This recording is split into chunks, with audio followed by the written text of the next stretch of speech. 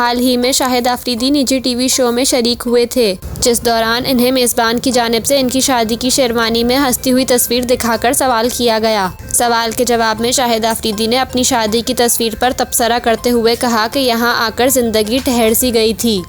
बादअज़ां मुस्कुराते हुए कहा कि ज़िंदगी में आने वाली अच्छी तब्दीली हमेशा अच्छी रहती है। किसी भी इंसान की ज़िंदगी हमेशा एक जैसी नहीं रहती। 16 साल की उम्र और 25 साल की उम्र में ज़िंदगी में फ़र्क आ जाता है। अगर मैं आज 25 साल वाली हरकतें करूं तो वो अच्छा भी नहीं लगेगा, ना मुझ पर सूट करेगी।